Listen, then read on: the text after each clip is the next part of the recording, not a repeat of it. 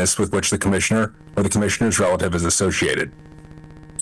Finally, a planning commissioner cannot participate if they are biased, that is, for whatever reason, they are incapable of making an objective decision on these applications. Do any commissioners have anything to disclose? Appears not. Does anyone in the audience or a member of the commission wish to challenge the impartiality of any of the planning commissioners? And you do not have any hands raised. I'd like to invite our moderator, Jeff, to provide some information for tonight's hearing. Thank you, Vice Chair Leader. My name is Jeff Kepper. I'm a senior planner with the Planning Division. I'm also going to be the moderator for this evening's meeting. Just to say, I want to thank everybody for meeting virtually for this quasi-judicial hearing. When we get to the point of public testimony, I'll provide some more instructions. And otherwise, just want to welcome everyone and say thanks for being here. And I'll hand it back to the chair. Thanks, Jeff. As you said, we'll begin with a presentation from Jeff and then move on and open the public hearing. Or is this one from Sean? We're going to let Dylan, who is a member of our community development team, he's going to provide a presentation on tonight's proposal. Handing it off to Dylan. All right, and I will share if it's that time. Everyone see my first slide okay? Good evening, planning commissioners. My name is Dylan Huber-Hydorn. I'm a development analyst for the city's Community Development Division. On your agenda tonight is an application for a code amendment impacting signage in the downtown riverfront by amending the text of the Central Commercial Sign Standards. I'll start with a brief introduction of the downtown riverfront and then cover the basics of the current regulation of projecting signs. I'll give an overview of what the proposal would do and discuss next steps for the application. This application coincides with significant progress in redevelopment of the downtown riverfront. The city spent years working on a master plan for the former industrial site and finding development partners to bring housing and commercial activity to the new district. The riverfront is envisioned as a new extension of downtown Eugene, and there's going to be a surge of new housing units supporting a mix of uses surrounded by pedestrian-friendly streets and amenities. It's intended to have a very urban character, and for that reason, signage in the new district was placed under the regulation of the Central Commercial Sign Standards. Different sign standards apply to different parts of the city, regulating the size, number, location, and other details of signs in the areas they apply to. The Central Commercial Standards cover most of the downtown, including the entire downtown riverfront special area. These are or will be some of the most heavily developed parts of the city, where pedestrian traffic is heavy and vehicular traffic is often limited. Before I go further, I'll define what the code means by projecting signs. A projecting sign is any sign that is supported by the wall of a building or structure and projects from the wall more than 12 inches. This code amendment would not impact any sign types except for projecting signs that fit this definition. The unique qualities and density of downtown also explain why these are the only areas where projecting signs are permitted to project over the public right-of-way. I'm going to focus on how the Central Commercial Sign Standards impact the downtown riverfront, as outlined on this slide, since the proposed code would only apply to certain properties within the downtown riverfront special area zone. But first, I want to touch on how the sign standards affect downtown as a whole. As they apply to downtown, especially the areas with the most business and pedestrian activity, the sign standards serve to keep signage in check, no billboards, for example, while allowing businesses to distinguish themselves to passersby who are traveling relatively slowly. They're often on foot, not flying by at 40 miles per hour. Throughout much of the area regulated by the Central Commercial Sign Standards, the footprints of individual businesses are relatively small, but there are often numerous businesses on a single block. This is a pattern, visual language of downtown spaces that many of us will associate with the most vibrant pedestrian environments in the city, and the signage codes work in favor of that environment. The sign standards allow one projecting sign per business occupant. In the heart of downtown, this means projecting signs are consistently part of that visual pattern of the dense downtown experience. The scale of development that has begun in the downtown riverfront is key to this proposed code amendment. Those developments are going to come out of the ground in a very short period of time compared to how the rest of downtown was built. These are going to be among the biggest buildings downtown, The central commercial sign standards currently limit a building like this one, the Portal development on parcel 3BC, to a single projecting sign because it will have a single business occupant, the business entity of the apartment building itself. The developer suggested that a single sign might not be the best option for people to know where they are in the district or to establish the kind of urban design impact that they're going for. The Community Development Division agreed that a change would be beneficial and applied for a code amendment.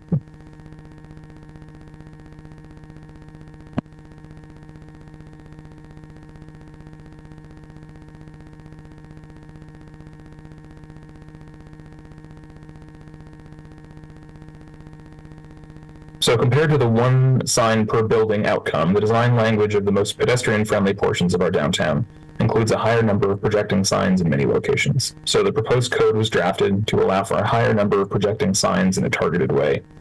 Currently, a building like the one being built right now on parcel 3BC would be allowed a single projecting sign. The building has frontage on 4th Avenue, 5th Avenue, and Mill Street, but where do you put that single projecting sign? The proposed code would allow the development on this parcel to have 3 projecting signs, one on each of the streets on which it has frontage. The proposed code identifies particular streets, either by name or by their designation in the SDR code, which grant the lots they abut additional leeway in calculating how many signs they can have. This map shows which parcels would be impacted. The small parcels in the riverfront, less than half an acre, would not qualify. This is a simple illustration of how the new code would work. The building on the left reflects current code in the central commercial sign standards. If there's only one business occupant, the building gets one projecting sign, even if the business occupant is the only one on the block. The proposed code would allow the situation in the center. A single-use residential development could add projecting signs on each adjacent street if they are listed in the new code section. As the downtown riverfront develops further and the district sees more foot traffic, we expect the developer to explore adding commercial space on ground floors. If new businesses are added to the buildings, the proposed code allows for signage that starts to look like the visual pattern that we see throughout downtown. For buildings in the riverfront, like the Portal development on parcel 3BC, even before there might be more businesses on the ground floor, projecting signs could still contribute to the urban aesthetic and help people navigate on each block of the downtown riverfront. So, next steps. After the public hearing tonight, you'll have the opportunity to make a recommendation to City Council if you choose. Once you've made your recommendation, we'll work to schedule a public hearing and then a work session with the City Council, after which they'll make the final decision for the application. Thank you, and I'm happy to answer any questions.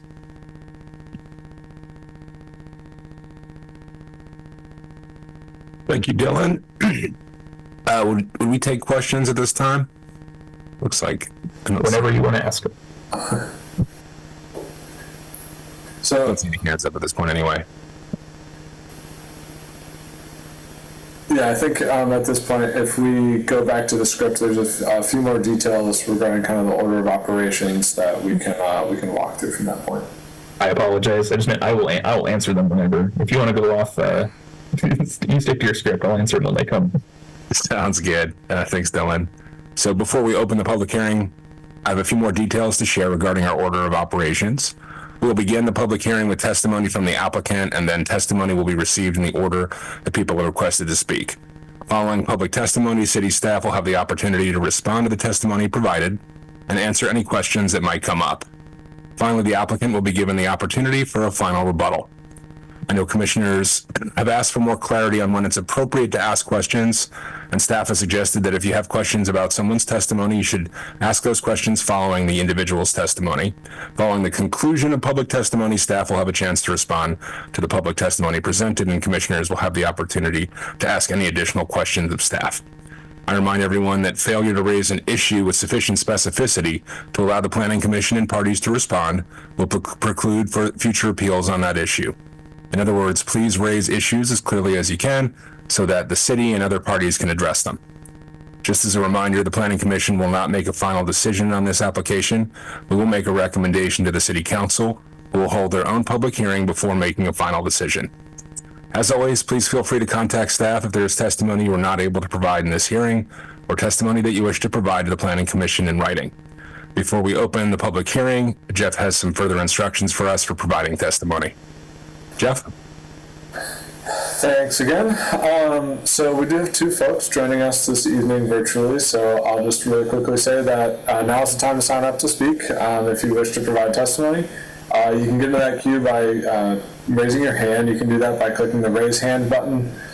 Or if you're joining us by phone, you dial *9 and you'll get audio confirmation that your hand has been raised. You can start raising your hands now, just for regular proceedings like this. Once we open it up, the speakers will be called in the following order, which is those in support, those who are neutral, and then those who are opposed. But because we're in virtual hearing, we'll just ask you to state whether you're in support, opposition, or neutral to this. Basically, once we get this rolling, I will call whoever's next, whoever's on deck. We'll announce that. The first speaker will be Will Dowdy on behalf of the applicant. But before we do that, I'll hand it back to Commissioner Lear to open the public hearing. Thank you, Jeff. Now I'd like to open the public hearing. The purpose of this hearing is to receive relevant testimony on the application before us. I want to remind everyone that your testimony should be directed toward the approval criteria that you believe apply to these applications. We ask you to frame your testimony in terms of the applicable approval criteria because the Eugene Code requires that our recommendation be based on these criteria. The applicable approval criteria for the proposed code amendment is from Eugene Code, section 9.8065. These criteria are listed and addressed in the Planning Commission packet for this evening. Jeff, I'll hand it off to you to begin. All right. Will, if you'd like to unmute and begin your testimony, that's fine. Okay, good afternoon. Thank you, commissioners and staff. My name is Will Dowdy. I work for the City of Eugene. I'm the Community Development Director. Well, thank you for taking the time out of your evening to share your thoughts with us. Does the staff have any further comments or response at this time? Nothing to add. Do commissioners have any questions of staff? And keep in mind there'll be an opportunity to ask questions later tonight following the close of the hearing for any items that may be needed for follow-up during deliberations. Don't see any questions. And now is the opportunity for the applicant to present any final statements. Does the applicant have a final statement? No, I don't. Thank you. Okay. So the Planning Commission public hearing and record are closed, unless there's any reason to keep them open. All right. Planning Commission public hearing and record are closed. So we'll now begin deliberations on the proposal. We can start with any questions for staff, or I believe staff has also included a recommended motion in the staff report for this evening. Do we have anyone who wants to make any comments that are deliberative? Commissioner Beeson? I have a question. I think this is a really good idea. Everything in here seems clear and makes a lot of sense. The question I've got, I guess, that kept kind of coming back to me, I know this gets complicated and I know how thorough you guys are, but I find myself wondering why don't we just do this for all of C3? Is it because in the overall downtown area we don't have other buildings that are in properties in excess of a half acre and you don't have this kind of situation? Anyway, I guess that's my question. Why would we just limit it to this area? Jeff, do you have that excellent answer you had to this question queued up in your brain? Yeah, absolutely. I'm happy to answer this question. So what's interesting about this request is actually while Will does work, he's city staff, this is technically an application for a site-specific code amendment. So what we're here to deliberate on today is actually something that somebody's applied for. So what they've specifically applied for is a change for explicitly the downtown riverfront area.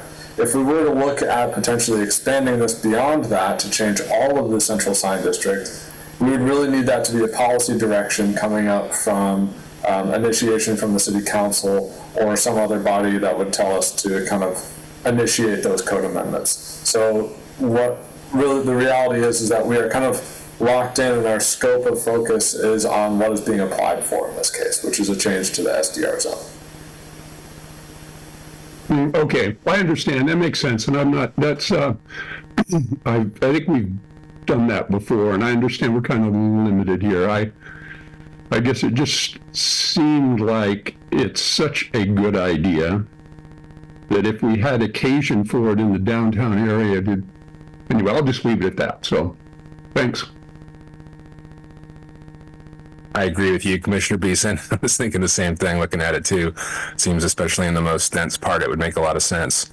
But this is our scope for tonight. Does anyone else have an item that they'd like to respond with, or other concerns they'd like to bring up, questions for the staff? Seeing none, does someone want to make a motion?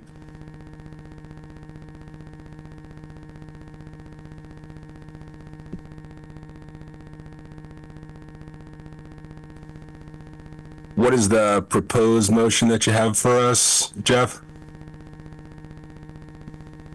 You're on mute. I'm just pulling that up right now. Thank you. And I can put it on the screen in just a moment, unless somebody else happens to have it more handy than I do.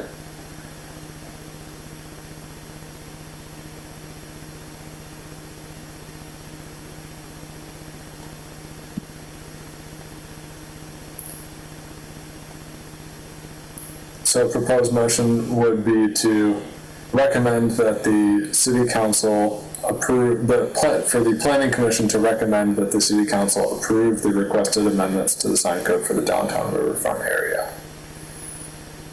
Anybody would like to put that forward, or I can write it on the screen in a moment. I think we can, if anyone wants to just advance it as you read it out there. I'll so move. Is there a second? Second. Is there any debate or deliberation on this? All in favor, please raise your hands. All opposed? I believe that was unanimous. Sorry, I went a little bit quick. Correct. So the motion has been passed to, Jeff, do you want to read it to us just one more time? Yeah, so that was a motion for the planning commission to recommend that the city council adopt the code amendments to the central sign standards for the downtown riverfront zone. Awesome. Now that we've concluded the first item of the evening, we'll now move on to item 2, which is a request for a home burial siting. That we did a similar one of these recently. I'd like to invite Sean to give a brief presentation on the site before we deliberate and make a decision. Thank you. Thanks. I'll share my screen here.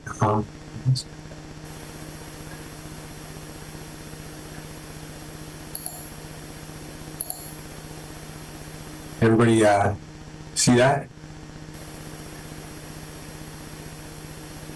Everybody see that screen? So we're good to go. Cool. So item number 2 tonight is for a request for home burial siting.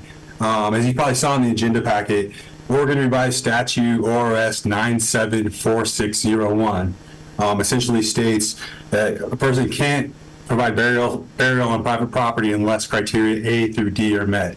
And essentially, those criteria are the property owner approves the request, they have written permission or consent from the Planning Commission, which is why we're here tonight.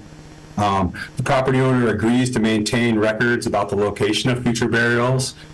So that's all on the deeds and records with the property moving forward. And the property owner agrees to disclose the disposition, of human remains in the future upon sale of the property.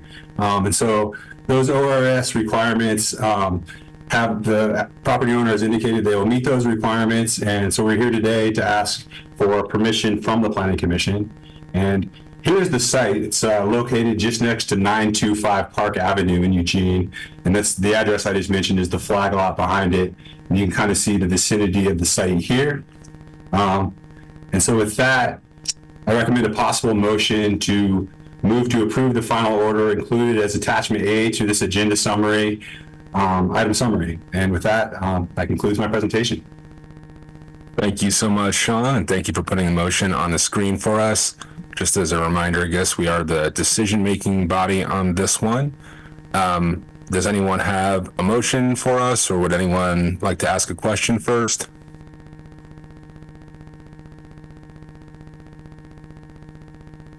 Would someone like to move we adopt the motion as presented? I'll move to adopt the motion as presented. Commissioner Bailing has moved that we adopt the motion as presented by Mr. Burgett. Is there a second? Second. Is there any deliberation? All in favor, please raise your hand. All opposed? That's unanimous. All right. So we're done with that second item. And now moving on to the last items of the evening, which is updates or items from commissioners or staff. Do any commissioners have any items for the commission tonight?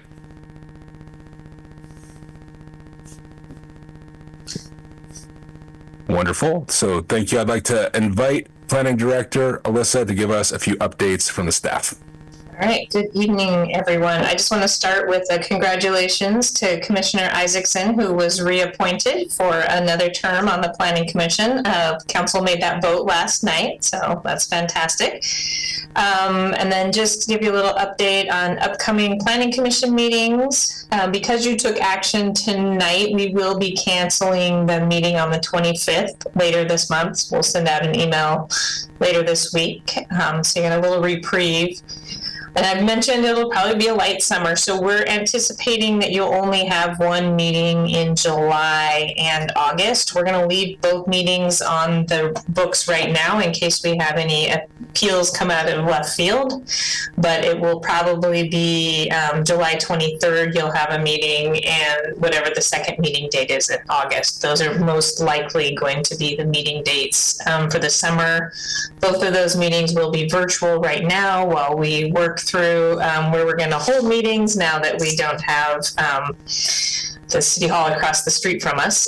So TBD on that. I know most of us appreciate in-person meeting opportunities, and we will work to get back to that for sure, especially after hearing about that at the at your retreats, and I mean, we prefer it as well. So we will get back to that. Just some upcoming council items. Actually, last night, in addition to reappointing Commissioner Isaacson, council initiated a set of code amendments, so a code maintenance package, which will be, and really all that does is kick off the process, so it still will come to you for a public hearing and recommendation.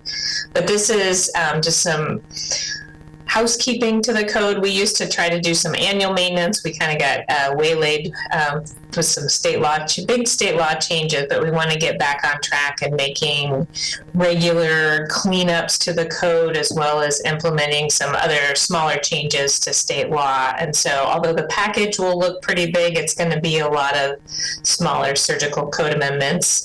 More to come on that. And then tomorrow at the noon work session, Jeff and Reed Werner will be providing an overview of our tree preservation and solar standards. And if you watch this came out of the middle housing actually during the council process. They had asked for more information on trees and solar, and we wanted to wait until we knew what was going on in state law, at least over this past year. And so there will be a work session tomorrow at noon if you're interested, just an overview. And then again, we have a fairly quiet summer. There'll be plenty of outreach through urban growth strategies and a lot of our routine work, but just not as much of the council and commission meetings happening in the short term. All right, and that's all I have tonight. Are there any questions? Great. Doesn't look like it. Thanks for the updates, Alyssa. Thanks to all the staff for coming and presenting tonight. Congrats to Commissioner Isaacson. Thank you for your leadership and awesome contribution to the commission. And with no other items on tonight's agenda, I'll adjourn this Planning Commission meeting. Hope everyone has a great night. Enjoy the sun.